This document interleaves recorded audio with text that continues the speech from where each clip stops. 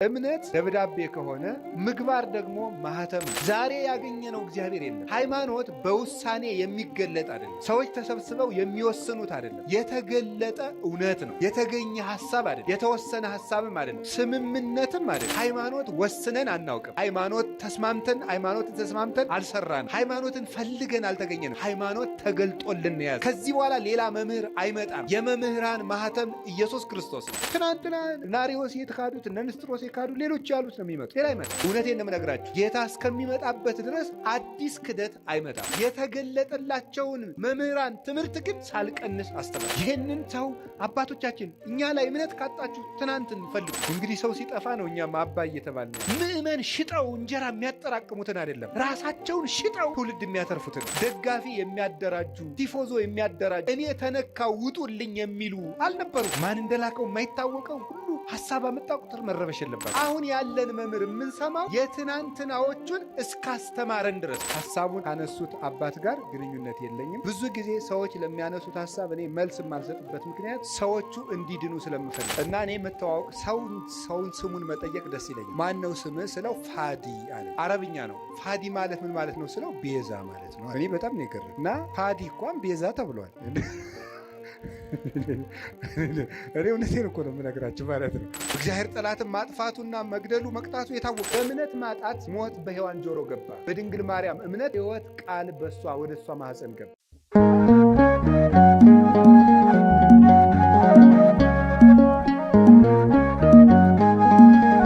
በስመ አብ ወወልድ ወመንፈስ ቅዱስ አሐዱ አምላክ። በስመ አብ ወወልድ ወመንፈስ ቅዱስ አሐዱ አምላክ። በስመ አብ ወወልድ ወመንፈስ ቅዱስ አሐዱ አምላክ። ቅድመ ዓለም የነበረ ይህንን ዓለም በካህሊነቱ የፈጠረውን ዓለም በቸርነቱ የሚመግብ ሥጋችንን ለብሶ ተዋህዶ ተሰቅሎ ሞቶ ያዳነን ፈጣሪያችን መድኃኒታችን ኢየሱስ ክርስቶስ በልቡናችን አስበን በአንደበታችን ተናግረን ስለማንፈጽመው ቸርነቱ ከባሕሪ አባቱ ከአብ ከባሕሪ ሕይወቱ ከመንፈስ ቅዱስ ጋር አንድ ለምትሆን መንግሥቱ ክብር ምስጋና ይግባው። የእናታችን የቅድስት ድንግል ማርያም ረድኤቷ የቅዱሳን መላእክት፣ የቅዱሳን ነቢያት፣ የቅዱሳን ሐዋርያት፣ የሰማዕታት፣ የጻድቃን፣ የደናግል፣ የመነኮሳት ረድኤታቸው ከእኛ ጋር ትኑር። ሊቃውንተ ቤተ ክርስቲያን፣ ካህናት፣ አባቶች፣ ዲያቆናት፣ ወንድሞች፣ የእግዚአብሔር ቤተሰቦች ሁላችሁ አንድ አምላክ በሚሆን በአብ በወልድ በመንፈስ ቅዱስ ስም እንደምን ዋላችሁ? ተሰቅሎ ሙቶ ሰላምን ደስታን የሰጠን ፈጣሪያችን ስሙ የተመሰገነ ይሁን። በመካከላችን ተገኝቶ እንዲያስተምረን ቅዱስ ፈቃዱ ይሁንልን።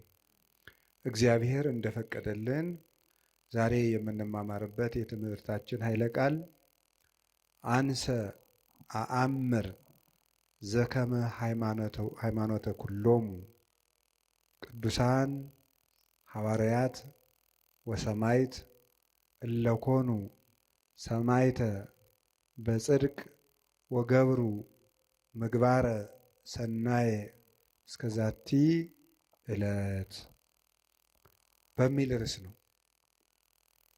ወደ አማርኛ አጠር አድርጌ መሀል ላይ አንድ ነገር አንስቼ ልንገራቸው። እኔ መልካም ስራ እንደሰሩ አባቶቼ አምናለሁ በሚል ርዕስ ነው የምንማማረው። እስኪ በሉ እኔ በሉ። መልካም ስራ እንደሰሩ አባቶቼ አምናለሁ። እስኪ በሉ እኔ በሉ። መልካም ስራ እንደሰሩ አባቶቼ አምናለሁ። ሶስተኛ እኔ መልካም ስራ እንደሰሩ አባቶቼ አምናለሁ። ሃይማኖተ አበው ምዕራፍ 62 ከቁጥር 2 ላይ የምናገኘው ኃይለ ቃል ነው። ቃሉን የተናገረው ቅዱስ ዮሐንስ አፈወርቅ ነው የተናገረው።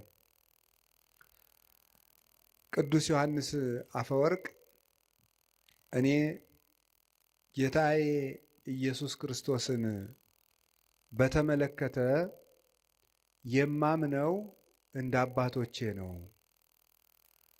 እምነትህ እንደማን ነው ቢባል እንደ አባቶቼ ነው።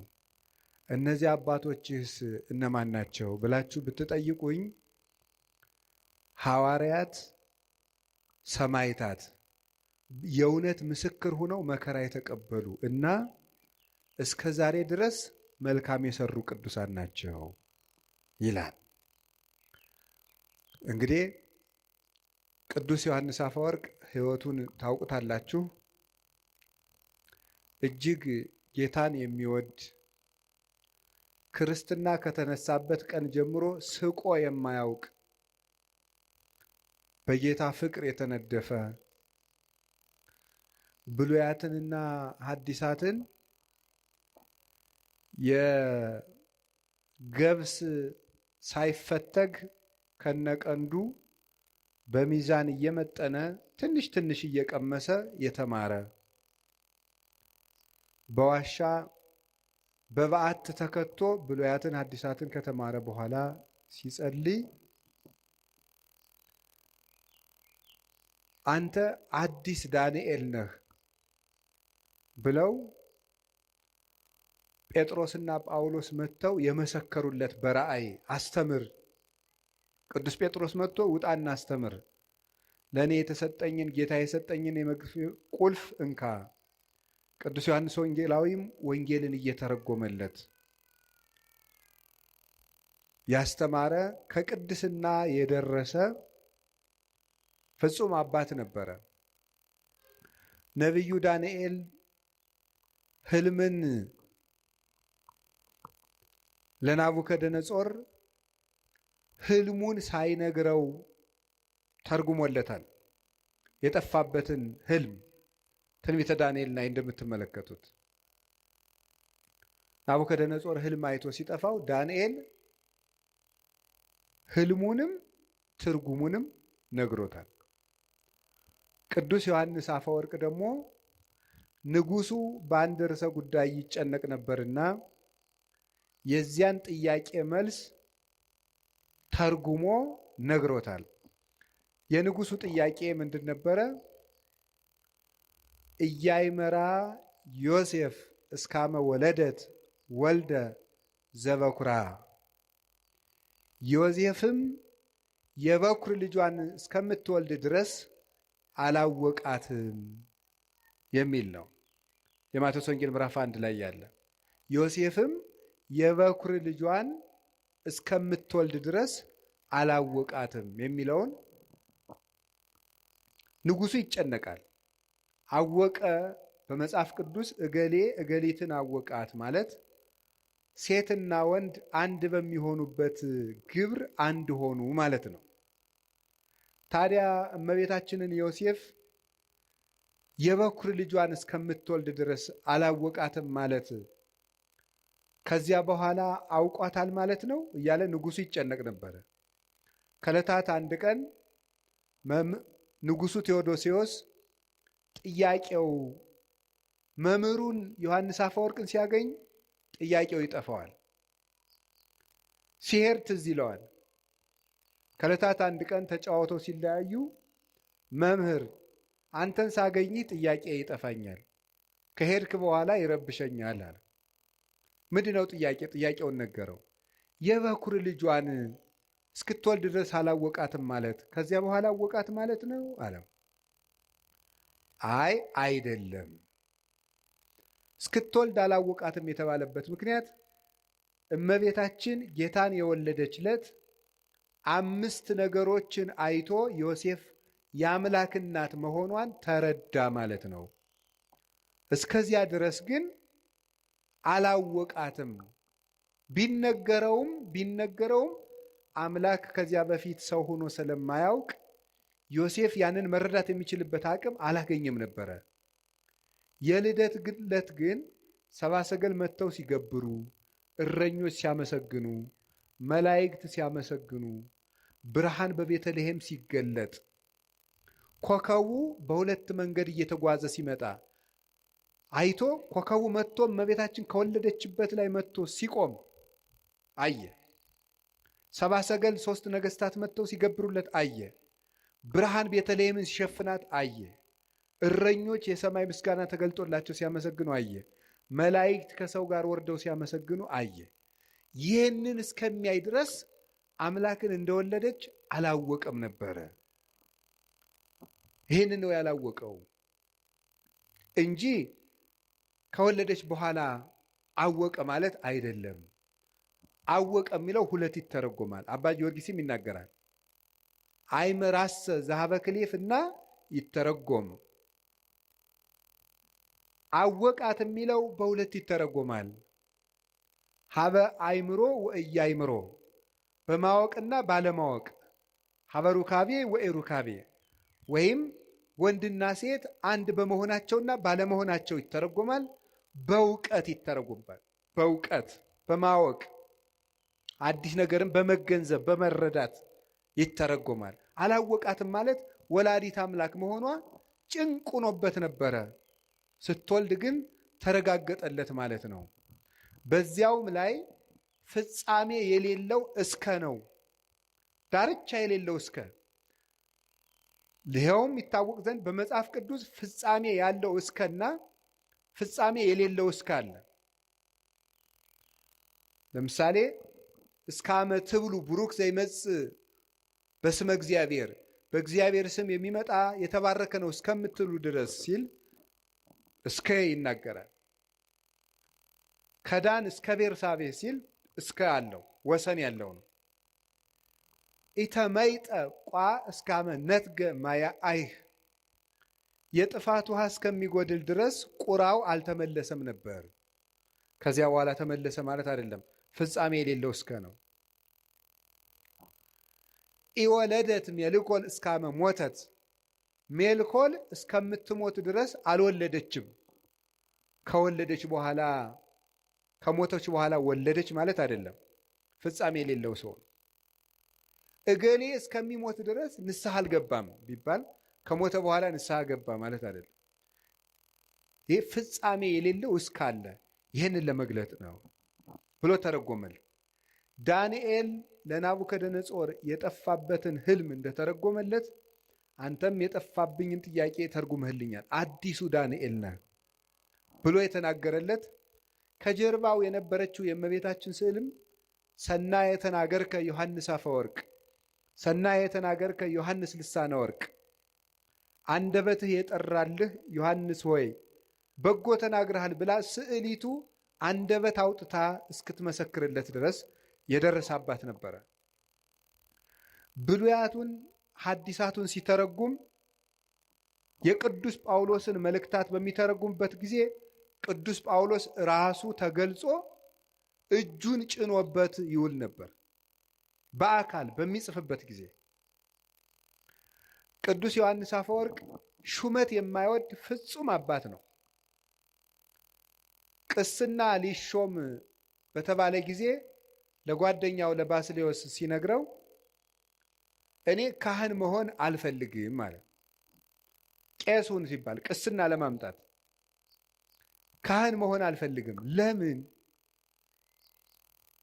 2 ምክንያቶችን ቢያንስ ልንገራቸው። እሱ ከዘረዘራቸው ጌታ ቅዱስ ጴጥሮስን ከትንሣኤ በኋላ ተገልጦ የዮና ልጅ ስምዖን ሆይ ትወደኛለህ ሆይ ካለው በኋላ ጌታ ሆይ እንድወድህ አንተ ታውቃለህ ባለው ጊዜ እኔን የምትወደኝ ከሆነ ለፍቅር ምልክት በጣም ብዙ ጊዜያትን ጹም፣ እኔን የምትወደኝ ከሆነ መሬት ላይ ተኛ አላለውም። ያለው በጎችን ጠብቅ ነው ይላል። ካህን መሆን ማለት የክርስቶስን በጎች መጠበቅ ነው። ለክርስቶስ የምናሳየው የመጨረሻው ፍቅርም በጎቹን መውደድና መጠበቅ ነው። እኔ ለዚህ አደራ የምበቃ ሰው አይደለሁም። በዚያውም ላይ አስበው የሚያድሩ በጎችን መጠበቅ አልችልም። ክርስቶስ የሞተላቸውን በጎች አስነጥቃለሁና ብሎ እምቢ ብሎ ተገዶ የተሾመ ሰው ነው። ዛሬው ደግሞ ተመልከቱ። ተገዶ እንኳን እንኳን ከዚያ በላይ ያለውን ኤጲስቆጶስነት፣ ጳጳስነት፣ ፓትርያርክነት ሊመኘው ይቅርና ቅስና እንኳን አይገባኝም፣ እንዴት የክርስቶስን በጎች እኔ መጠበቅ እችላለሁ ብሎ ጵጵስና ደግሞ ከዚያ በላይ ያለ ዕዳ ነው። አባ መቃርዮስ የሚባል አባት ጳጳስ ሆኖ ለእናቱ ሂዶ የው ጳጳሱኝ እናቴ አላት። እንዲሁ ነከማይህ ሙተ ተገንዘህ ባይህ ይሻለኝ ነበር አለችው። ለምን እናቴ ሲላት ቀድሞ የምትጠየቅ በራስህ ኃጢአት ብቻ ነበር፣ አሁን ግን በሕዝብ ኃጢአት ጭምር ትጠየቃለህ አለችው። ሰዎች አንረዳው። ቅዱስ ዮሐንስ አፈወርቅ እንዲህ አለ ርኅሩህ፣ ድሃ የሚወድ የድሆች ጠበቃ፣ የምጽዋት አባት፣ ፊት አይቶ የማያዳላ፣ የፈለገው ሁሉ እንዲያገኘው በከተማው መሃል ፓትርያርክ ሆኖ ብቻውን ሲመላለስ የሚገኝ፣ ለአንዲት ድሃ መሬት ብሎ የቤተ መንግሥት ነገሥታትን የሚገስጽ እውነተኛ የቤተ ክርስቲያን አባት፣ አንደበቱ የጠራለት ነገሩ የተከናወነለት ፍጹም አባት ነው። የቤተ ክርስቲያን ሽልማት ነው። በአማን አፈወርቅ በአማን አፈ ጳዝዮን ዘያሰረግዋ ለቤተ ክርስቲያን በምድር አሳቲሁ፣ ቤተ ክርስቲያንን በድርሰቶቹ የሚያስጌጣት የሚሸልማት እውነትም አፈ ዕንቁ አፈ ማር ነው ይለዋል አባ ጊዮርጊስ። መናፍቃንን የሚለያቸው ቆርጦ የሚጥላቸው አፈ መጥባይት፣ ለምእመናን በስብከቱ መራራውን ክህደት የሚያርቅላቸው አፈ ሶከር አፈ መዓር ነበር ይላል። ከቃሉ ጋር ናቸው። በጣም ፍጹም መምህር ነው ቅዱስ ዮሐንስ አፈወርቅ። እግዚአብሔርን መስሎ ያስተማረ እና እሱ ሲናገር ስለ እምነት ከጠየቃችሁኝ መከራ እንደተቀበሉ አባቶቼ መልካም እንደሰሩ አባቶቼ አምናለሁ አለ። ይኸው እሱም አባቶቹን መሰለ። እምነት ደብዳቤ ከሆነ ምግባር ደግሞ ማህተም ነው። አልቦ ዘያነጤኒ እስመ ማኅተመ ሥጋሁ ለክርስቶስ እጸውር በሥጋዬ። ቅዱስ ጳውሎስ ሲናገር ገላትያ ምዕራፍ 6 ላይ ሲናገር የክርስቶስን ማህተም በሥጋ የተሸክም ያለሁና ማንም አያድክመኝ ይላል። የክርስቶስ ማህተም ያለው በክርስቶስ ስም መከራ መቀበል ነው። በክርስቶስ ስም ያመኑ ለዘመኑም ቅርብ የነበሩ በሱ ሕግ ጸንተው ምግባር የሰሩ ለምግባራቸውም መከራ የተቀበሉ እነዚህ እውነተኛ መምህራን እነዚህ ናቸው። እሱም እንደዚህ አድርጎ ነው ያስተማረን። እየተሰደደ እየተገረፈ እየራበው እየጠማው ነው ያስተማረን። እንደዚህ ያሉ መምህራንን እምነት እንደነሱ ነው የማምነው፣ እንደቀደሙት መከራ እንደተቀበሉት እንደተመቻቸው አይደለም፣ እስከ ሕይወታቸው ፍጻሜ በጎ እንደሰሩት እግዚአብሔርን በመከራ ውስጥ ሆነው እንዳዩት እንደነዚያ አምናለሁ። ሌሎችም አባቶች ተባብረውበታል። በብሉይም በሐዲስም የተቀመጠ ነው ይሄ። አሁን ይሄንን ርዕስ የመረጥኩት ወድጄ አይደለም። ምዕመናን በየጊዜው ጥያቄ ይወለዳል። ሰይጣን እኔ በጣም ረባሽና ክፉ ያለ ቤት ስራ እንዳንቀመጥ የሚበጠብጥ መሆኑን የማየው በየወሩ የቤት ስራ የሚሆነን አንዳንድ ጥያቄ ይነሳል። ለዚህ ወር አንድ ጥያቄ ያስነሳል በሆነ ሰው፣ የሚቀጥለው ወር ደግሞ አንዱ ይናገራል። አምና የሆነ ጊዜ የዛሬ ምናምን ዓመት ስለ ታምረ ማርያም፣ ቀጥሎ ስለ ገድለ ተክለ ሃይማኖት፣ ቀጥሎ ስለ እንትን፣ ቀጥሎ እና እናንተ ይሄ ሁሉ ጥያቄ በተነሳባችሁ ቁጥር ምንድን ነው ማድረግ ያለባችሁ ነው። መንገድ የፈለግኩት እሱ ነው። በየጊዜው ወይም እመቤታችን የሚያጣጥል ወይ ቤተክርስቲያን የሚያጣጥል ወይም ክብር የሚቀንስ ሲመጣ ምንድን ነው መፍትሄው ነው። መፍትሄው እንደ አባቶቻችን ማመን። እስኪ እንደ አባቶቻችን ማመን በሉ። እንደነማን ማመን ያለብን? እንዴት እንዳሉት አባቶቻችን። እስቲ መከራ እንደተቀበሉት በሉ። እስከ ሕይወታቸው ፍጻሜ በጎ እንደሰሩት በሉ። እንደ አባቶቻችን ምን እንላለን? እናምናለን። እንደ ትናንትናዎቹ ነው የምናምን። ዛሬ ያገኘነው እግዚአብሔር የለም። ሃይማኖት በውሳኔ የሚገለጥ አይደለም። ሰዎች ተሰብስበው የሚወስኑት አይደለም። የተገለጠ እውነት ነው። የተገኘ ሐሳብ አይደለም። የተወሰነ ሐሳብም አይደለም። ስምምነትም አይደለም። የተገለጠ እውነት ነው። እግዚአብሔር ተገልጧል፣ አይተነውማል። ከሱ ጋር የበላን የጠጣን እኛ ነን ይላል ቅዱስ ጳውሎስ። በብዙ ነገር ወበብዙ መክፈልት አይዳአ እግዚአብሔር ለአበዊነ በነቢያቲሁ እምትካት። እግዚአብሔር በብዙ ኅብረ ትንቢት፣ በብዙ ኅብረ መልክ፣ በብዙ አነጋገር፣ በብዙ ጎዳና ለአባቶቻችን በነቢያት ከቀድሞ ጀምሮ ተናገረ። ወለነሰ በዳሃሪ መዋይል ነገረነ በወልዱ ወቦቱ ፈጠሮ ለኩሉ ወረሰዮ ወራሴ ኩሉ ዘውቱ ጸዳለ ስባቲሁ አምሳለ አራያሁ ዘይእህዝ ኩሎ በኃይለ ቃሉ።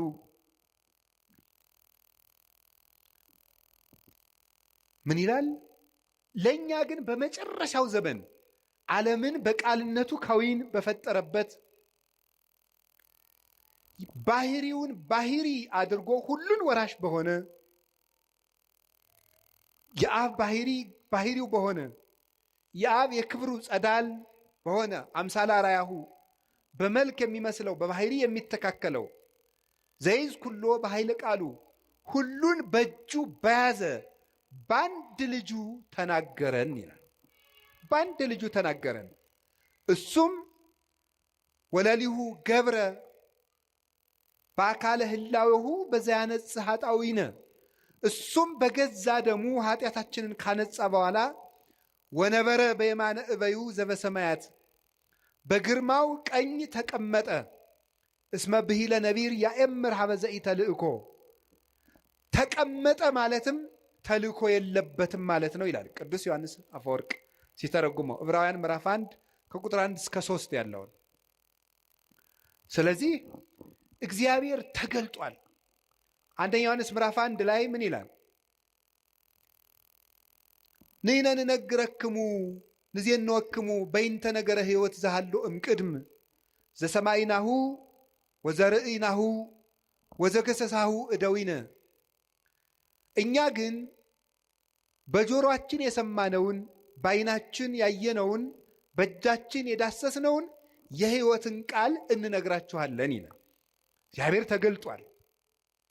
እግዚአብሔር አብ በልጁ ተገልጧል። እግዚአብሔር መንፈስ ቅዱስ በወልድ ተገልጧል። እግዚአብሔር ወልድ አብን ሰብኮናል፣ መንፈስ ቅዱስን ሰብኮናል። እሱን አይተን አብን አይተነዋል፣ መንፈስ ቅዱስን አይተነዋል። ለእግዚአብሔር እሰ አልቦ ዘርእዮ ግሙራ አላ ውእቱ ወልድ ዋሕድ ዘሃሎ ውስተ እጽናሁ ውእቱ ነገረነ።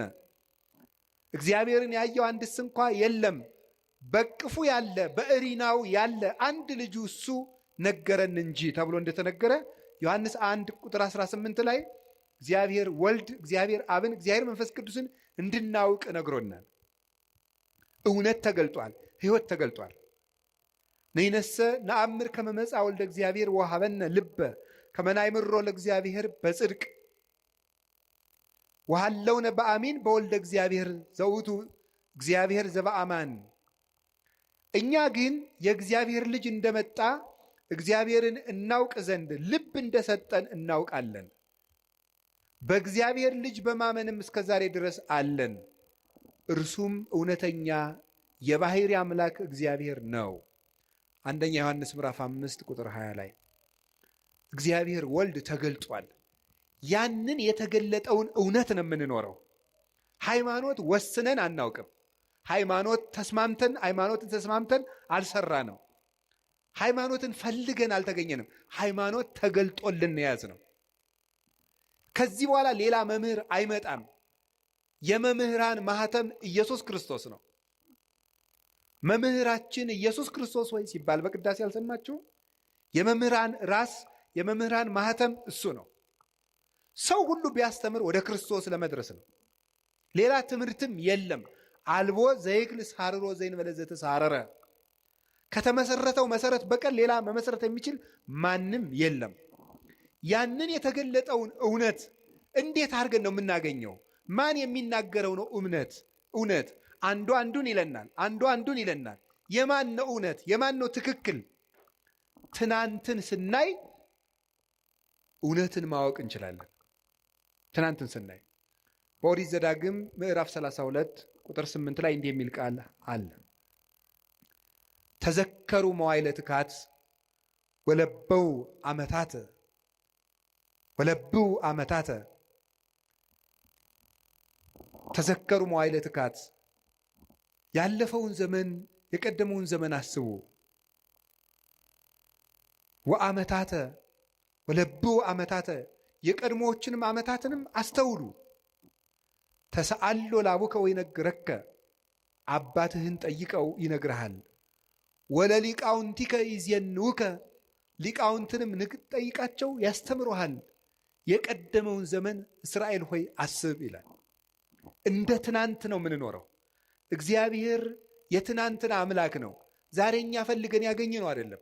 ስለዚህ በትናንትናው መሰረት ላይ ቁመን ስንፈትሸው ሁሉ ገለባ እየሆነ ይገኛል፣ እየቀለለ እናገኘዋለን። ግድ የላችሁ ምዕመናን፣ ከባድ ጭንቅ ክደት ለቤተክርስቲያን እንግዲህ የሚመጣ ክደት የለም።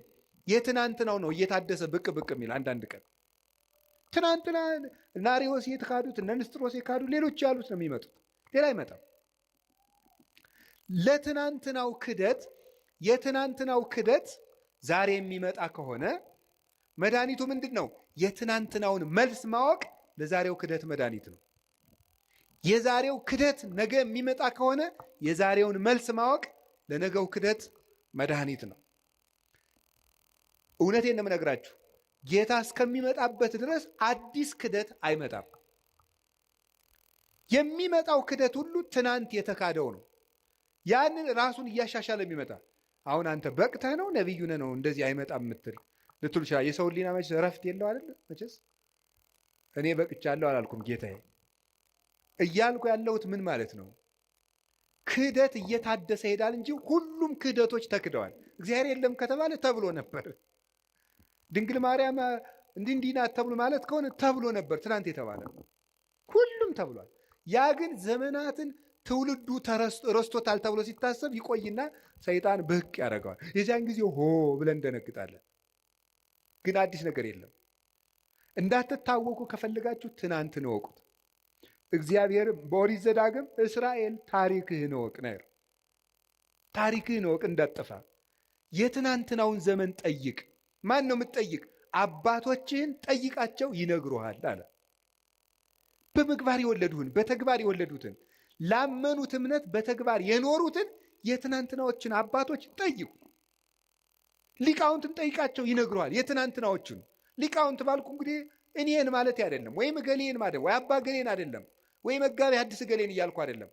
የትናንትናዎችን ሊቃውንት ከሕይወታቸው ጋር የኖሩትን ጠይቋቸው። መጽሐፋቸው አለላችሁ። ለምን ነው የምትሸበሩት? አለ እኮ ለሁሉ ነገር አባቶቻችን እነሱ መከራውን ገፈታ ቀምሰው ለእኛ ሁሉን ነገር ሰርተውልን ሄደዋል። ቅዱስ ጳውሎስስ ምን አለን? ጌታ በመኃልየ ዘሰሎሞን ደግሞ የተናገረው ንገራቸው። እመሰ ኢያእመርኪ ሰናይት እማንስት፣ አንቺ ከሴቶች ሁሉ ያማርሽ ሆይ ራስሽ ማወቅ ከተሳነሽ አንቺ ራስሽ ካላወቅሽ የኔ መንገድ ከጠፋሽ ፀሐይ ውስተ ሰኮና ሆሙ ለመሬት፣ የመንጋዎችን ሰኮና ተከትለሽ ውጪ አለ። የመንጋዎችን ተከተለ። ወራእይ ማሕፃ አይጣሊኪ ውስተ አይጻዳቲሆሙ ለኖሎት፣ አንቺ ከሴቶች ይልቅ ያማርሽ የሚላት ማን ነው? የክርስቲያን ነፍስ ነው። ስለ ሴት አይደለም እያወራሁ ያለሁት። ከሴቶች ሁሉ ያማርሽ የክርስቲያን ነፍስ ሆይ አለ። ለጊዜው ለእስራኤል ነው እንደሚላቸው። አንቺ ራስሽ የኔን መንገድና ትክክለኛውን የእምነት ዕውቀት ማወቅ ካቃተሽ ፀሐይ ውስተ ሰኮና ሆሙ ለመሬት፣ የመንጋዎችን ሰኮና ተከትለሽ ውጪ አለ። የኔ መንጋ የነበሩትን ለነሱ የነቢያትን ነው። ለኛስ ሐዋርያውያን አበውን የሰማይታትን የሊቃውን የነሱን ሰኮና ተከትለ ስትመጣ እውነተኛውን ጎዳና ታገኘዋል። ወራይ ማሐሳ ጣሊኪ ውስተ አይጻዳት የሆሙ ለኖሎት የፍየል ግልገሎችሽንም በረኞቹ ድንኳን አጠገብ አሰማሪያቸው ማለት ልጆችሽን በነቢያት ጉባኤ፣ በሐዋርያት ጉባኤ፣ በሊቃውንት ጉባኤ በጉባኤያቸው ዳርቻ አውያቸው ይላል። ዳርዳሩን የሚሮጥ የፍየል ግልገል ለቀበሮ ሆኖ መቅረቱ አይቀርም። ከእረኞቹ ድንኳን ያራቀ ግልገል ግን ማንም አይነጥቀውም። ድንኳኑ አልተፈታም፣ ጉባኤ ቤት አልተፈታም። እኔ ለራሴ የሌሎችን መምህራን አላውቅም። እኔ ለራሴ የአባቶቼ ሕይወት የለኝም። የአባቶቼ ትምህርት ግን አለኝ። እግዚአብሔር የገለጠልኝ ነገር ገለጠልኝ ምለው ዛሬ አየሁት ሰማሁት ምለው የለኝም። የተገለጠላቸውን መምህራን ትምህርት ግን ሳልቀንስ አስተምራለሁ። ጉባኤ አለ፣ መለካት እችላለሁ፣ መመዘን እችላለሁ። የምናገረው ነገር በአንደኛው ክፍለ ዘመን ሊቅ ይመዘናል።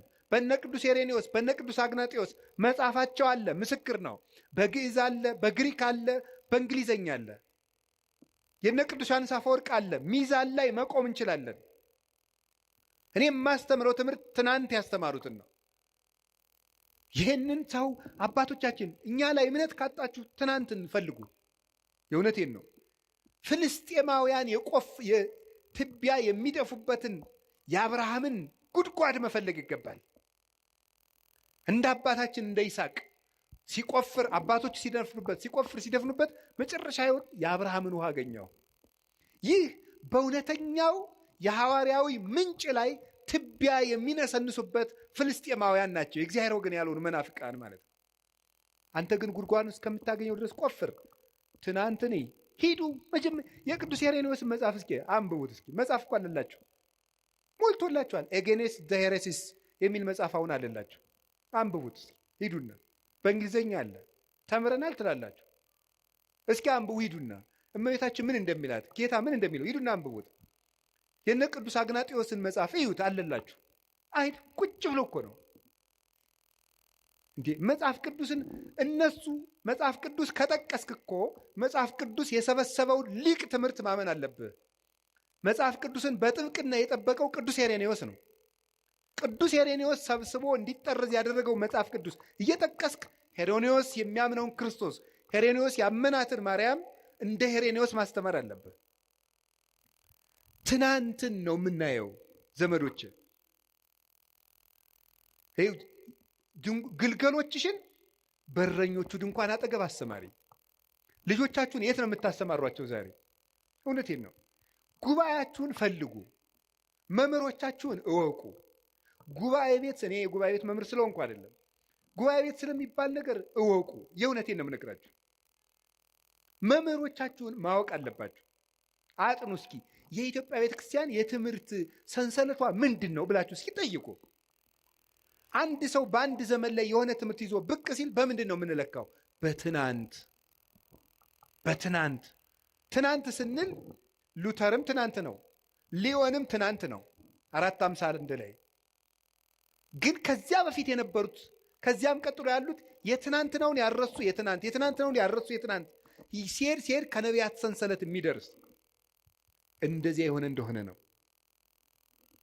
ቅዱስ ጳውሎስ ደግሞ ምን አለ? ተዘከሩ መኳንንቲክሙ ዘነገሩክሙ ቃለ እግዚአብሔር። የእግዚአብሔርን ቃል የነገሯችሁን ዋኖቻችሁን አስቡ። እነማንን አስቡ?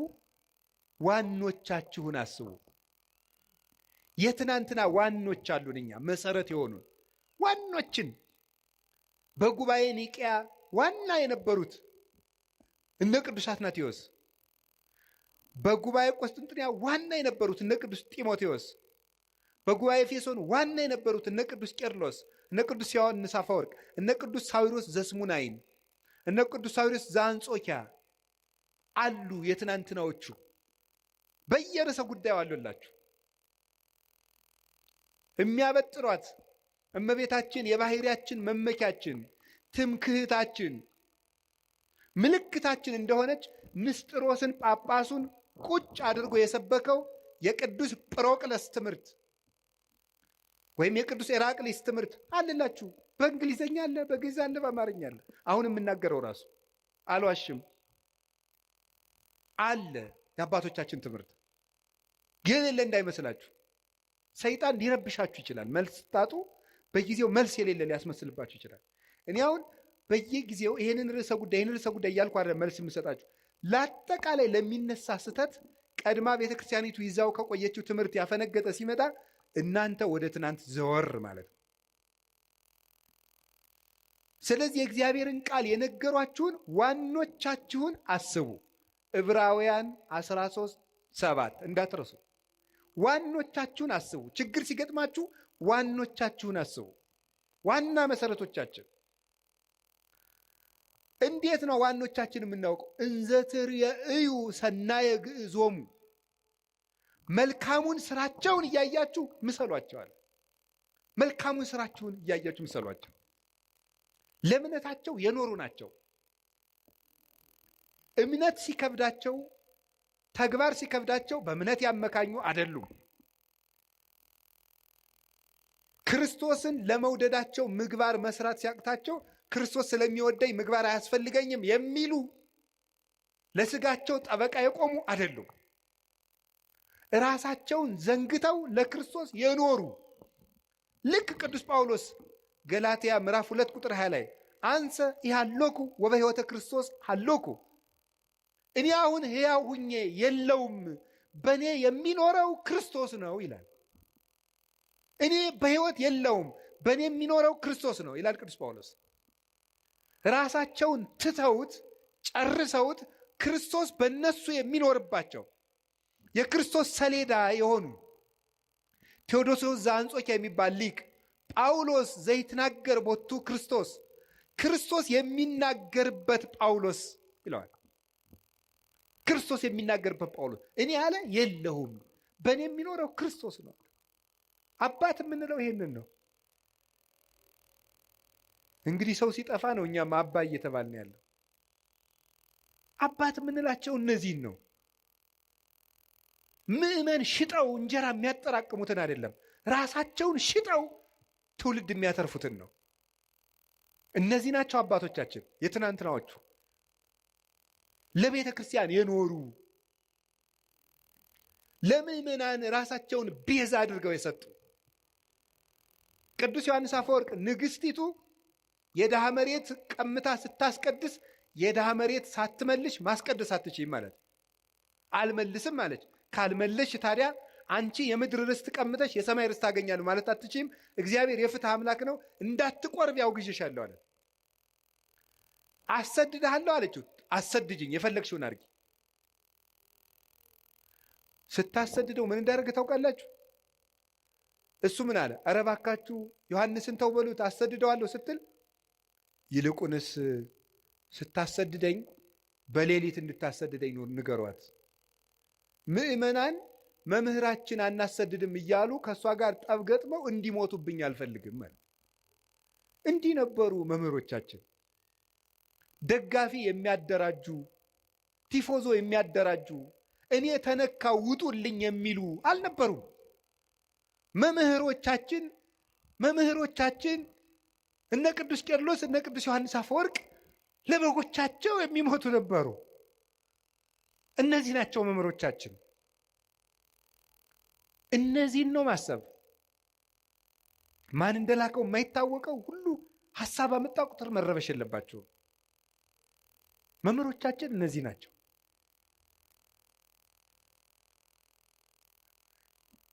መልካሙ ስራቸው ምስክራቸው ነው። ቅዱስ ቄርሎስ ደግሞ እንዲህ አለ። ሃይማኖተ አበው ምዕራፍ 78 ቁጥር 2 ላይ ንሕነሰ በይንተ ስርዓተ መድኃኒነ ነአምን ከመ እምነተ አበዊነ ቅዱሳን፣ እኛስ ስለ ጌታችን ስለ መድኃኒታችን ስለ ኢየሱስ ክርስቶስ ተዋሂዶ ንጹሐን ክቡራን እንደሆኑ እንደ አባቶቻችን እናምናለን። ንሕነሰ ንተሉ እምነተ አበዊነ ቅዱሳን ዘእንበለ ተወላውሎ፣ እኛ ግን ንጹሐን ክቡራን የሚሆኑ የአባቶቻችንን ሃይማኖት ቀኝም ግራም ሳንል እንከተላለን። እስመ ሶበ አንበብነ መጻሕፍተ እልክቱ ሰራይነ አልባቢነ፣ የእነሱን መጽሐፍ በተመለከትን ጊዜ ልቡናችንን ወስነን ገተን ይዘነዋልና። የእነሱ መጽሐፍ ማሰሪያችን ነው፣ የልቡናችን ማህተም ነው። ልቡናችን በአባቶቻችን መጽሐፍ አርፏል ይላል ቅዱስ ቄርሎስ። ወኢናብ ካላ ሃይማኖተ ዲበ ሃይማኖት ርትዕት፣ በቀናች ሃይማኖታችን ላይ ሌላ ነገር አንጨምርበት።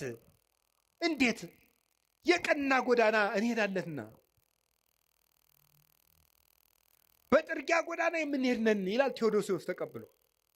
ንጉሥ በሄደበት ጎዳና የምንሄድ ነን፣ የንጉሥ ክርስቶስን ጎዳና የምንከተል ነን። ቅዱስ ሳዊሮስ ዘአንጾኪያ ሃይማኖተ አበው ምዕራፍ 85 ቁጥር 10 ላይ ሲናገር ዝውእቱ አእምሮ ዘያድህን ዘተወከብናሁ ቅድመ እምአበዊነ ቅዱሳን ለባሳያነ እግዚአብሔር። እግዚአብሔርን ከለበሱ እግዚአብሔር ካደረባቸው ከንጹሐን አባቶቻችን አስቀድመን የተቀበልነው የሚያድን ሃይማኖት ይህ ነው ይላል። የሚያድን ሃይማኖት ከንጹሕ አባት የተገኘ ነው።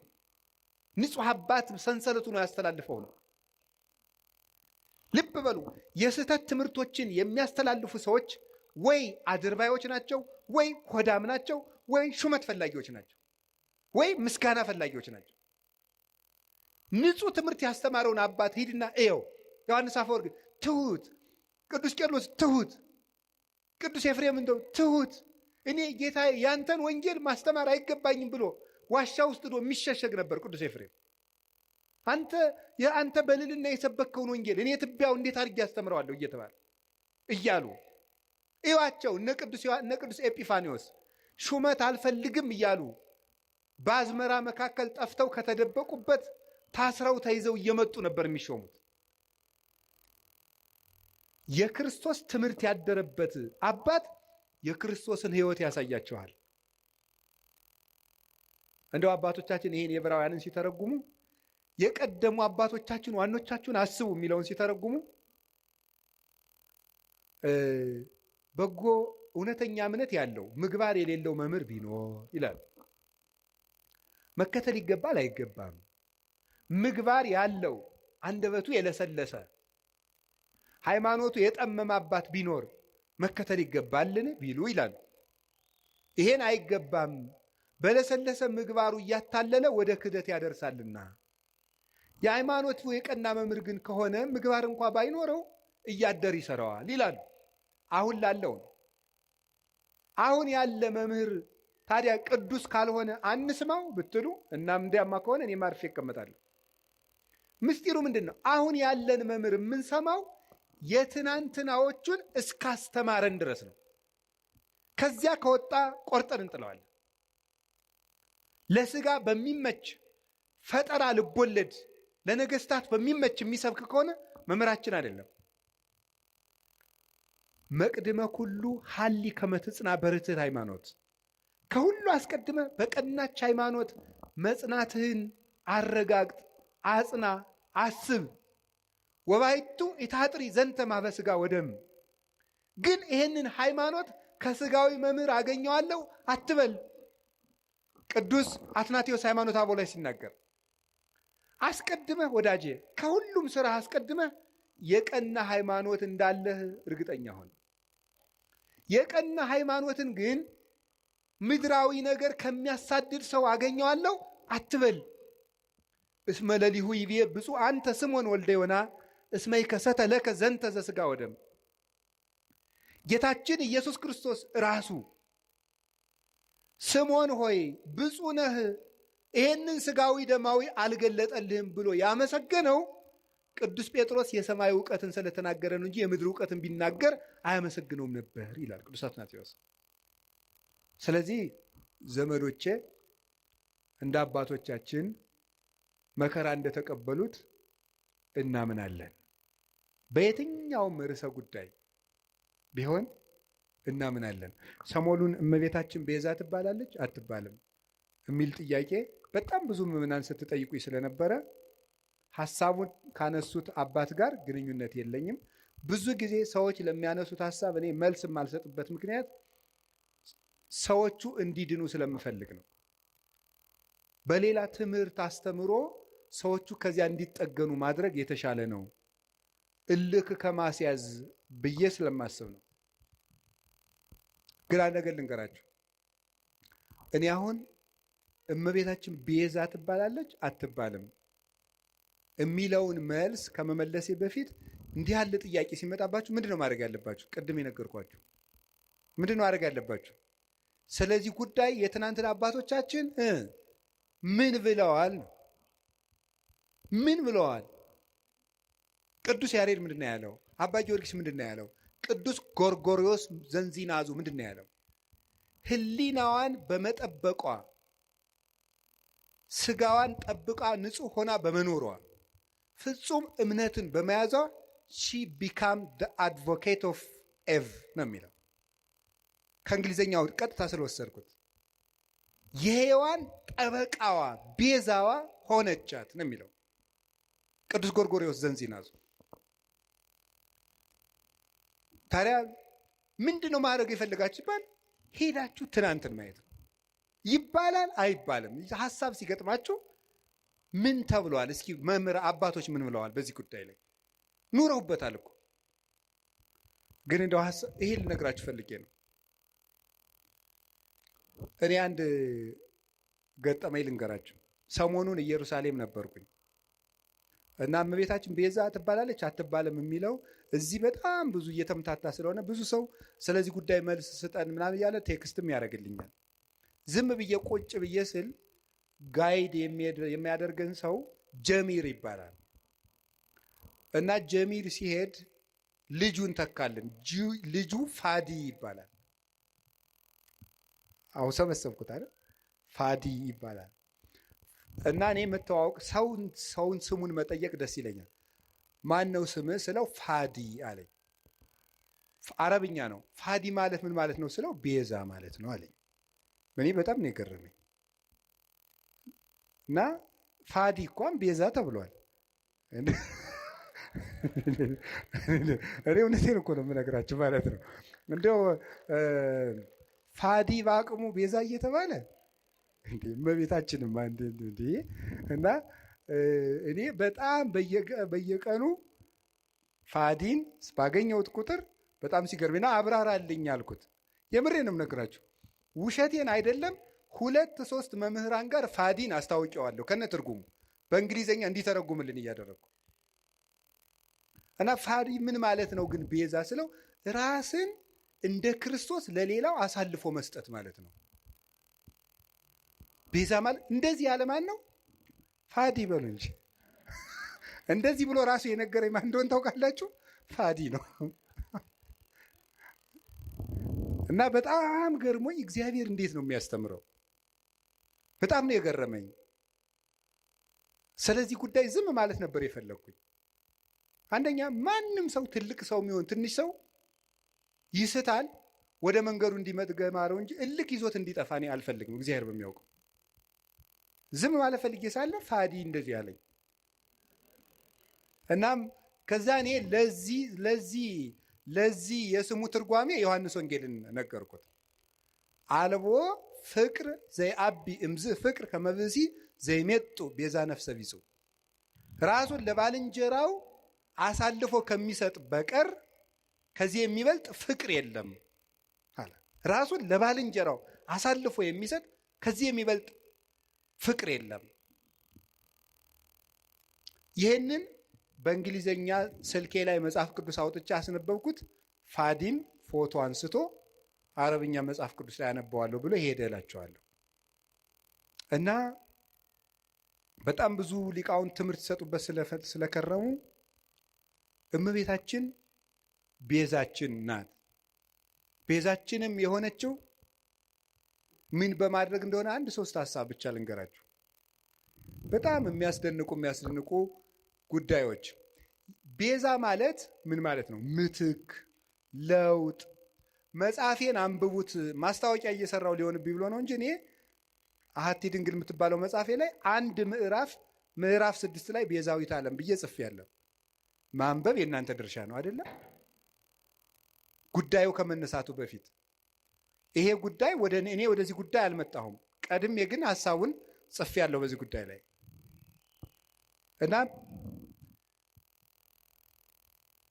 ቤዛ ምትክ፣ ለውጥ፣ ጥብቅና፣ ጠበቃ መሆን፣ መዋጀት፣ አዳኝነት፣ መታደግ እንደማለት ነው።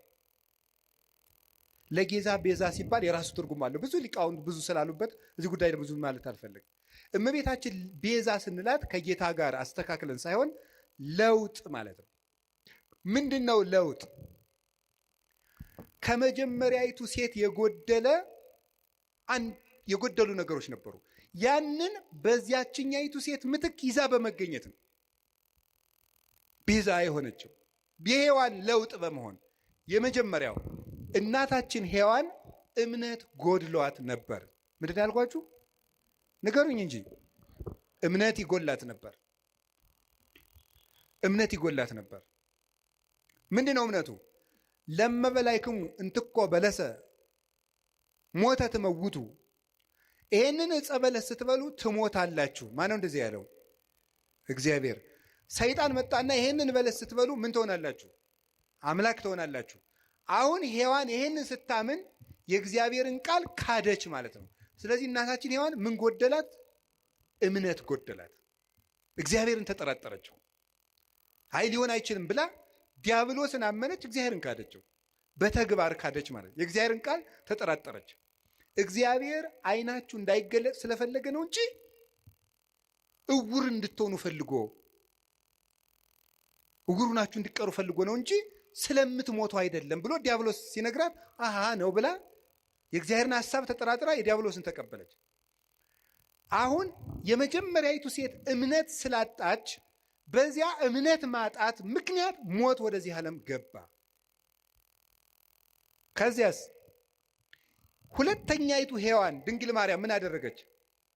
እግዚአብሔርን ትወልጃለሽ፣ የምትወልጂው በድንግልና ነው አላት። ይሄ ነገር እንዴት ነው ሊሆን የሚችለው ብላ ጠየቀች። እኔ ወንድ አላውቅም። ቅዱስ ጎርጎርዮስ ዘንዚናዙ ይህን ሲተረጎመው ወንድ አላውቅም ማለት እስከ ጭራሹ ከወንድ ጋር የመኖር ሐሳብ የለኝም ማለቷ ነው ይላል። ሌሎችም ቅዱስ አትናቴዎስ፣ ቅዱስ ቄርሎስ ተርጉመውታል። ሶስቱም እስከ ፍጻሜው ድረስ ሕሊና የራሱ የታተመ ነው ማለቷ ነበረ። ታዲያ ምን አለ? ለእግዚአብሔር የሚሳነው ነገር የለም ማለት። ለእግዚአብሔር የሚሳነው ነገር የለም። ተወልጃለሻል፣ እንደ ቃልህ ይደረግልኝ። ልብ በሉ። ዛሬ አምላክ ሰው ከሆነ በኋላ ሰዎች ሁሉ እንዴት አምላክ ይሆናል እያሉ ማመን አቅቷቸዋል፣ ታምር ከተደረገ በኋላ። ድንግል ማርያም ግን ሆኖ የማያውቅን ምስጢር ለመጀመሪያ ጊዜ ያመነችው የመጀመሪያይቱ ምእመን ናት። የመጀመሪያይቱ አማኝ ሆኖ የማያውቅን ምስጢር። እስራኤል ባህር ቢሸገሩ አይደንቅም። ይሄ ኖህ በውሃ ላይ ሲንሳፈፍ ስለተነገረ እናውቀው የለም። ደመና ከሰማይ ህብስት ቢያወርድ አይደንቀንም። ይሄ እግዚአብሔር መጋቢ ነው፣ ባዶዋን መሬት እንድታበቅል አድርጓታልና። ፈርዖን ቢሰጥም እሱም አይደንቀንም። እግዚአብሔር ጠላትን ማጥፋቱና መግደሉ መቅጣቱ የታወቀ ነው። የሚደንቀን ግን ድንግል እንደሆነች መጽነሷ፣ ድንግል ከወለደች በኋላ ድንግል መሆኗ፣ ሴት አምላክን ወልዷ መታቀፏ ግሩም ነው። ይሄ አይኑ መንክር ዘይደሉ ከመናንክር። እንደው ልናደንቅ የሚገባን እንደው ድንቅ ታምር ምንድን ነው ይላል ቅዱስ ኤራቅሊስ ሃይማኖተ አበው ምዕራፍ 49 ቁጥር 5 ላይ ሲናገር፣ ልናደንቀው የሚገባን ድንቅ ነገር ምንድን ነው? ሰማይኑ ዘአዝነመ ህብስተ፣ ሰማይ ዝናምን ያዘነመ ሰማይ ነው የሚደንቅህ? ወሚመ አምላክ ዘለብሰ ሥጋ፣ ወይስ ሰው የሆነ አምላክ ይደንቅሃል? በትርኑ ባሕርኑ ዘተከፍለ ከመያንሶሱ ውስቴቱ፣ እስራኤል እንዲሻገሩበት የተከፈለ ባህር ይደንቅሃልን? ወሚመ ድንግል ዘወለደት ዘይንበለ ዘር፣ ወምድረ ወለደት ተረክበ ማኅተመ ድንግልናሃ። የተከፈለው ባህር ያስደንቅሃል ወይስ ያለ ዘር የጸነሰች ያለ ወንድ ዘር የወለደች ከወለደች በኋላ ድንግልናዋ ታትማ የምትኖር ሴት ትደንቅሃለች? አንተ አይሁዳዊ ለመትብለኒ ምን ትዑቱ ታምራት ዘተገብረ በኀቤክሙ። በእናንተ ዘንድ የተደረገ ታምራት ምንድን ነው? እስኪ ታምር ንገረኝ። ክርስቲያኖች የምትመኩበት ምን ታምራላችሁ የምትለይ ከሆነ ምን ትዑቱ ጽንስ ዘይንበለ ዘር ወወሊድ ዘይንበለ መወልዲት ወምድረ ወለደት ተረክበ ማኅተመ ድንግልና። አንተ ያለ ዘር መጽነስ ምንድን ነው? ከወለደች በኋላ ድንግል መሆን ምንድን ነው? ኮኩኒ ዛንቃ ማየ ውሃ ያፈለቀ አለት ይደንቅሃልን? ወሚመ መስቀል ዘቀደሰ ዓለመ። ወይስ ዓለምን የቀደሰ መስቀል ይደንቅሃል? ምን ትዑቱ ስርቀተ ስብሐተ እግዚአብሔር። የእግዚአብሔር ብርሃን በቤተልሔም መገለጡ ምንድን ነው? ስብሐተ ኖሎት የእረኞች ምስጋና ምንድን ነው?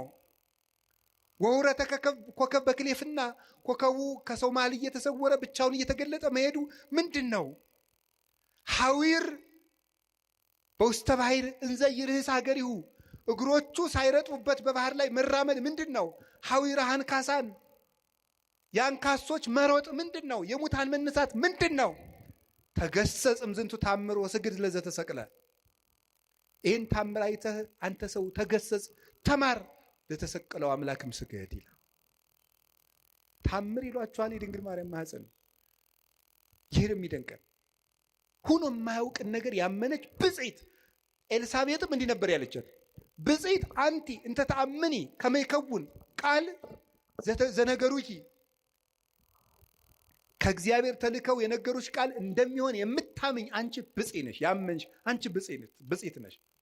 ሔዋን የሌላትን እምነት ይዛ በመገኘት የሔዋን ጠበቃዋ ድንግል ማርያም ናት፣ ቤዛዋ ናት። አንድ ሁለተኛስ ድንግል ማርያም ይዛው የተገኘችው አንድ ድንቅ ነገር አለ። እሱ ምን እንደሆነ ታውቃላችሁ? ትህትና ይባላል። ሔዋን ምን አደረገች መስላችሁ? አምላክነትን ነው የተመኘችው አይደል? በለስን ስትበላ አምላክነትን መመኘት የትዕቢት የመጨረሻው ነው። ድንግል ማርያም ከዛሳ ሊቃውንት ሲተረጉሙ ላሉ መስላችሁ ትህትና ዘይት ነው፣ መንፈስ ቅዱስ ወይም የመንፈስ ቅዱስ ጸጋ መብራት ነው ይላሉ። ዘይቱ ሲያልቅ መብራቱ ምን ይላል? ይጠፋል። ትህትና ከሰው ሰውነት ሲጠፋ መንፈስ ቅዱስ ከሰው ምን ይላል? ይርቃል። አዳምና ሔዋን የትህትናቸው ዘይት ሲያልቅባቸው የመንፈስ ቅዱስ ብርሃን ከነሱ ራቀ። ራቁታቸውንም ሆኑ። በለስም ቅጠል ቆርጠው አገለደሙ አዳምና ሔዋን። ድንግል ማርያም እሳ የአምላክ ተፈሥሒ ፍሥሕት ኦ ምልዕተ ጸጋ እግዚአብሔር ምስሌኪ፣ ደስተኛይቱ ሆይ ደስ ይበልሽ ሲላት እንዲህ ያለ ሰላምታ ለሴት ይገባል? ለእኔ ይገባኛል? ለፍጡር አለች። ተመልከቱ ትሕትናዋን። በሔዋን ባለቀው ዘይቷ በኩል ሞት ወደዚህ ዓለም ገባ። ትሕትናን በተሞላችው እውነተኛይቱ የሕይወታችን ማሰሮ በድንግል ማርያም በኩል መንፈስ ቅዱስ መጣ። ዘይቱ ካለ መብራቱ እንደሚኖር ትሕትና ካለበት መንፈስ ቅዱስ ይኖራል። እና ይሄ እንዴት ያለ ሰላምታ ነው ባለች ጊዜ ጸጋን የተመላሽ ሆይ ያሰኘት ይሄ ነው። ሙሉ ናት እመቤታችን። ትሕትና የጎደላትን የእናቷን ትሕትና ይዛ በመገኘት የሔዋን ቤዛዋ ናት። በትሕትናዋ ትሕትና አያችሁ ዘመዶች፣ በእምነት ማጣት ሞት በሔዋን ጆሮ ገባ። በድንግል ማርያም እምነት ሕይወት ቃል በሷ ወደ እሷ ማኅፀን ገባ። በሔዋን እምነት ትሕትና ማጣት ሞት ወደኛ ገባ። በድንግል ማርያም ትሕትና ሕይወታችን ክርስቶስ ከእሷ እንዲወለድ ሆነ። የትሕትናዋ በር ነው አምላክ ልጇ ይሆን ዘንድ ወደ እሷ እንዲወርድ ያደረገው። ትሕትና የቅድስና ሁሉ መሰረት ነውና ከቃሉ ጋር ናችሁ። ንጽሕናዋስ ብትሉ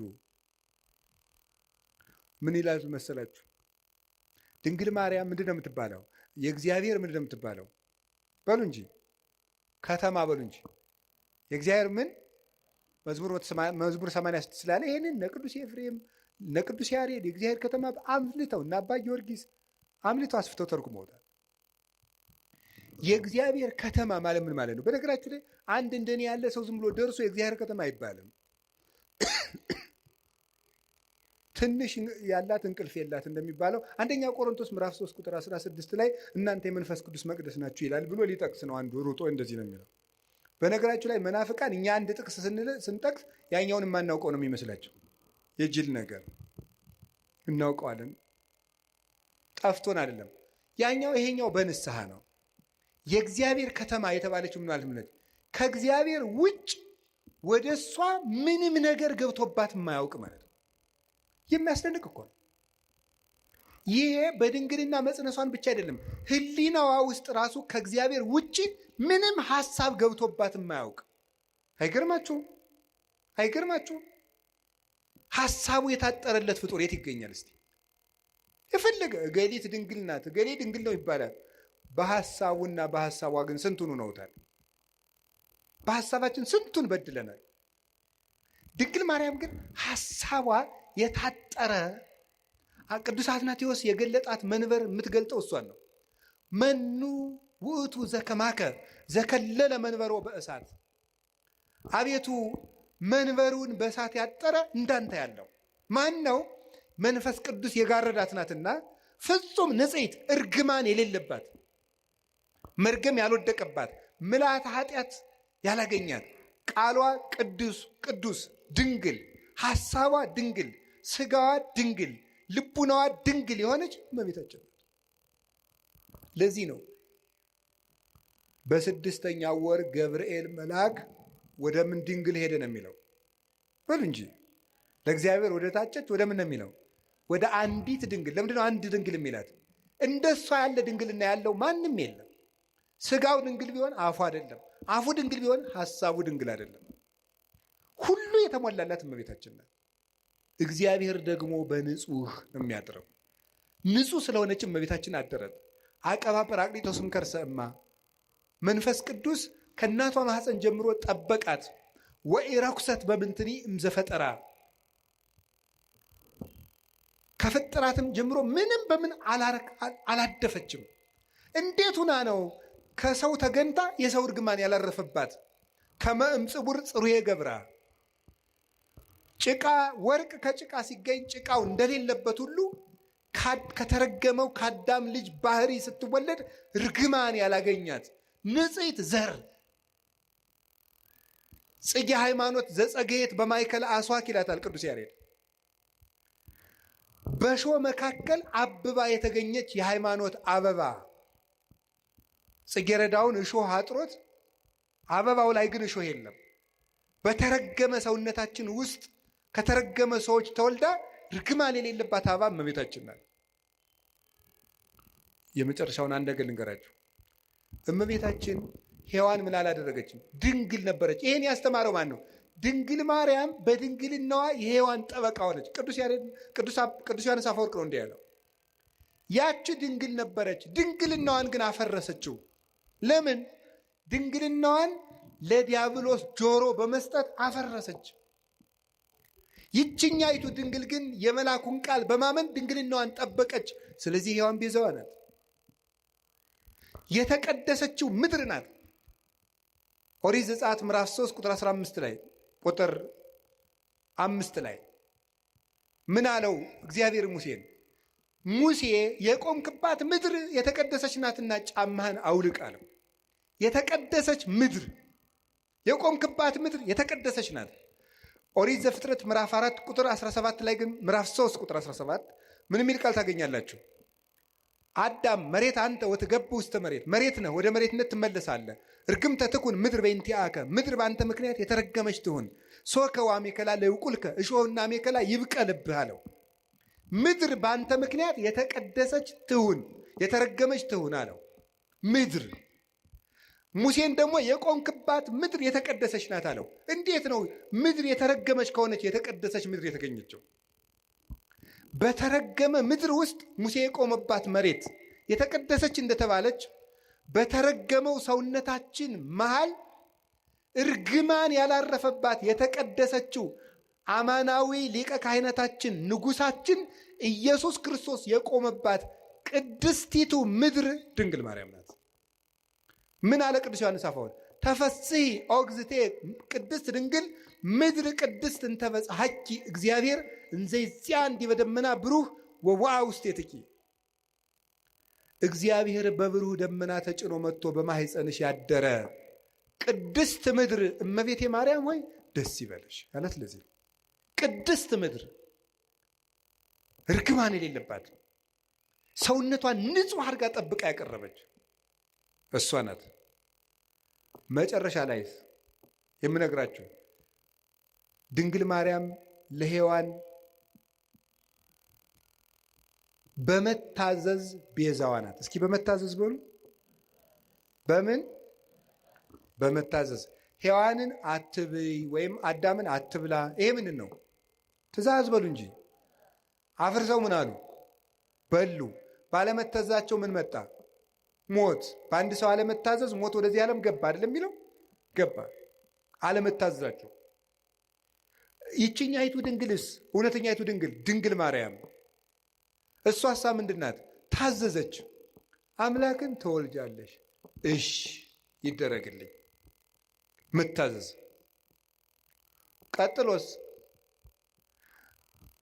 ልትወልድ 9 ወር ሞልቷት ልትቆጠሪ መንገድ ሂጂ፣ እሺ።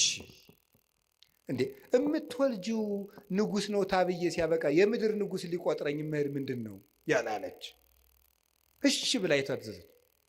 እሺ ወልዳሳ ሲያበቃ ወደ ግብፅ ሂጅ፣ እሺ። ወደ ግብፅ ስትሄድ ስንት ዓመቷ ነው? የ15 ዓመት ልጅ መንገድ ሄዳ የማታውቅ አገር የማታውቅ ከ600 ኪሎ ሜትር በላይ በእግሯ በእስራኤል የብርድ ወራት ነው የተሰደደችው። ቸነፈር እያሳደዳት አውሬ ይገጥማት አታውቅ። ሂዳ የምታርፍበት ቤት ዘመድ የላት። እሺ ተንከራተተች፣ ተሰደደች። ተመልሰች ናዝሬት ነኝ፣ እሺ። እና እሷ ቤዛ ያልሆነች ማንም የሆነ ሁሉን እሺ እያለች እየታዘች አንድ ቀን አንደበቷን ገልጣ ያላማረረች ከማመስገን በቀር ልጇ ውሃውን ጠጅ አድርግ ልጄ፣ ጊዜ ግን አልደረሰም፣ እሺ። ጊዜ ግን አልደረሰም ያላት ይላል ቅዱስ ጎርጎርዮስ ዘንዚናዙ በዕለተ ዓርብ በአንቺ ልጅነቴ የምታዘዝበት ቀን ገና አልደረሰም እያላት ነው ይላል። ደሙን አፍሶ ስጋውን ቆርሶ ግን እነሆ ያንቺ ልጅ እንደመሆኔ የምታዘዝበት ቀን ዛሬ ነው፣ ይሄው ልጅሽ። በዮሐንስ አንጻር ራሱን ነበር ይሄው ልጅሽ የሚላል። እነሆ ልጅሽ፣ ሂጅ ከሱ ጋር፣ እሺ። እንደ ድንግል ማርያም ያለ ታዛዥ በምድር የለም። እግዚአብሔር እሳ የሚፈልገው ምንድን ነው? የሚወደኝ ቢኖር ቃሌን ይጠብቃል።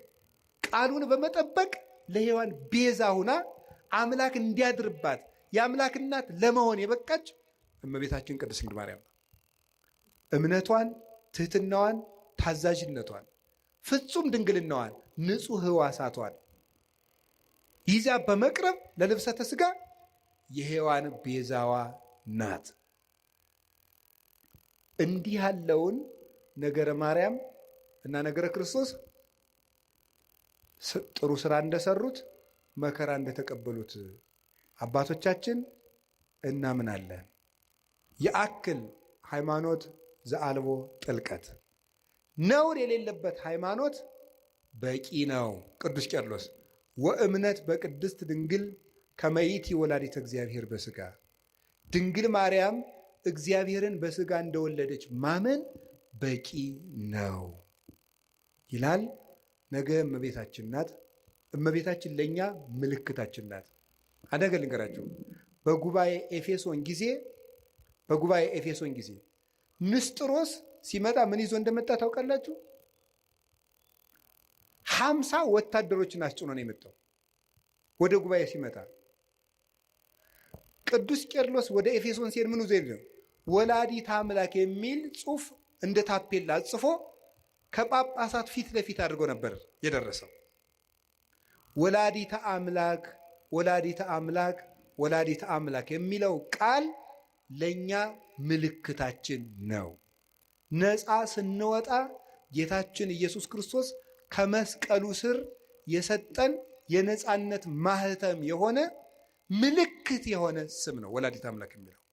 ጌታሳ በስሙ የሚቀድሰን በደሙ ያነጻን ምሕረቱን የሚያድለን፣ ድንግል ማርያም ግን ወደ ክርስቶስ ምሕረት የምታደርሰን የእምነታችን ምልክት። እንደውም ቅዱስ ዮሐንስ አፈወርቅ የሚናገረው ልናገርን አልጨርስ። ወእሰብክ እመንገለ ድንግልናሃ ለማርያም፣ የድንግል ማርያምን ድንግልና ምልክት አድርጌ ክርስቶስን እሰብከዋለሁ። እስኪ በሉ ሁላችሁ የድንግል ማርያምን ድንግልና በሉ። ምልክት አድርጌ ክርስቶስን እሰብከዋለሁ። ምኑን ምልክት አድርጌ? እኛ የተሰቀለውን ክርስቶስን እንሰብካለን አይደል ያለ ቅዱስ ጳውሎስ። ክርስቶስን ለመስበክ የማንን ድንግልና ምልክት እናደርጋለን? የእናቱ ድንግልና። የእናቱ ድንግልና ክርስቶስን በሰበክንበት ሁሉ ክርስቶስ አምላክ ለመሆኑ ምልክታችን ነው። እሷ ድንግል ናት፣ ድንግል በሉ። እሷ እናት ናት በሉ። ስለዚህ ስንት ናት ግን? እሱ አምላክ ነው፣ እሱ ሰው ነው። ስንት ነው እሱ? እሷ ድንግል ናት። ስትወልድ ድንግልናዋ ተለውጧል አልተለወጠም? እሱ አምላክ ነው። ሰው ሲሆን አምላክነቱ ተለውጧል አልተለወጠም? አልተለወጠም። እሷ ድንግል በመሆኗ እናትነት ቀርቶባታል አልቀረባትም? እሱ አምላክ በመሆኑ ሰውነቱ ተለውጧል አልተለወጠም? እሷ ቀድሞ ምንድናት? ድንግል በሉ። በጸነሰች ጊዜ ምንድናት? ከወለደች በኋላ ምንድናት? እሱ ከመወለዱ አስቀድሞ ምንድን ነው? አምላክ በሉ። ተጸንሶ ሳለ ምንድን ነው? ከተወለደ በኋላ ምንድን ነው? የድንግል ማርያም ድንግልና የማይለወጠው ድንግልናዋ ለማይለወጠው ልጅዷ ምልክታችን ነው። ትናንትም ድንግል ዛሬም ድንግል ነገም ድንግል፣ ትናንትም አምላክ ዛሬም አምላክ ነገም አምላክ ብለን ለመስበካችን ምልክታችን እሷ ናት። ኢየሱስ ክርስቶስ ዘትማልም ወይም ወክመ ውእቱ እስከ ለዓለም። ኢየሱስ ክርስቶስ ትናንትም ዛሬም እስከ ዘላለሙ ድረስ ሕያው ነው። እኔ ግን መከራ እንደተቀበሉ በጎ ስራ እንደሰሩ አባቶቼ አምናለሁ። ወስብሐት ለእግዚአብሔር። ይቆየን።